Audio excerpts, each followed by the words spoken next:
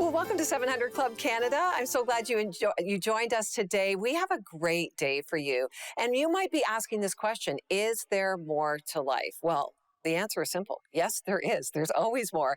And as you're going to hear today from a special guest in our studio. Welcome, Karlene Markham. So good to have you here. Thank you so much. Now, some of you may say, now, Markham, that sounds familiar.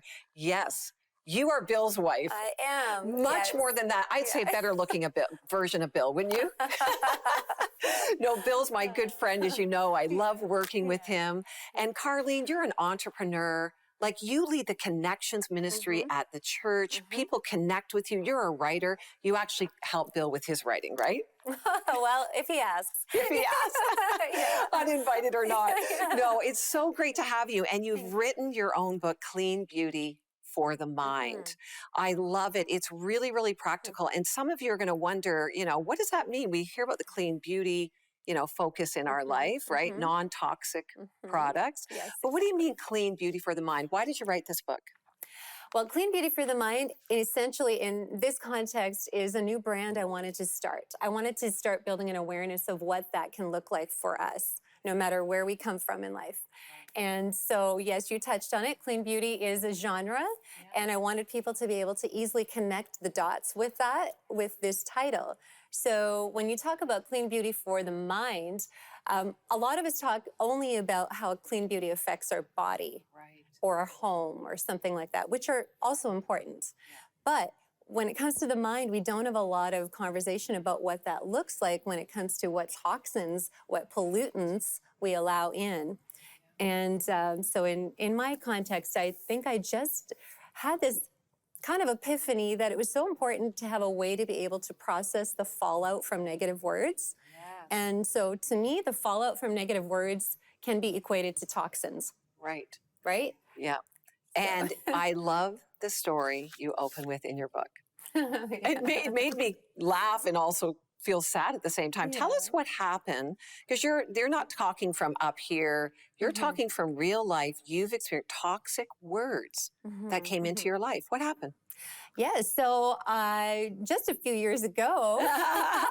Wait a minute, first baby? Yeah, first baby. Yeah.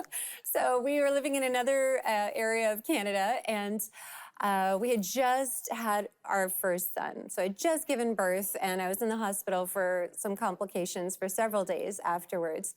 And, after you just give birth, if anybody watching has done this before, you will know you feel pretty vulnerable at that moment. That's right. Right? So kind of like everything affects you like times 10 when you're in that state. And so Bill came into my room one of the mornings and he said, "Oh, somebody left a gift for you. Just wanted to bring it." I was like, "A gift? That's so nice." But it wasn't such a great gift, was it? No. So what happened when you opened up that card? So I opened up the card and I was expecting one thing, like at least a congratulatory message or, something that, they're happy for me. Ended up, both cards, both sides of the card were filled with just the most unbelievable toxic, negative words and like slanderous words that I've ever seen. And I was completely shocked. I've never seen, such a short amount of time that it takes to lambaste somebody's character, who they are, what they're about, all of that. It was just like the whole thing was filled. And then they signed their name. And it was funny because it was signed from a person who, I knew who the person was. I didn't know them well. But it was signed from a person who I would never have expected that to come out of. That's often, I think, why it hurts so deeply. These toxic words spoken over us or to us, we take them in because of, the source often is fairly close. That's right. But you have 3 filters in this book that are golden. Walk us through the 3 filters that have helped you since that card, and I'm sure other things, that have helped you. Then what do we do with these toxic words? Yes, no, thank you. So I think because of that situation that I just described and subsequent times going through my life, just going, we all face different situations where those words will affect us. I just feel like I needed to have some sort of benchmark, a standard to be able to establish what I was going to allow in and what that would look like and why.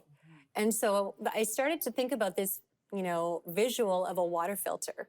And we all love fresh water. Yeah. And we all know exactly what it tastes like when it's not filtered, right? And so we want to be able to get those contaminants out in order for it to be the way it needs to be.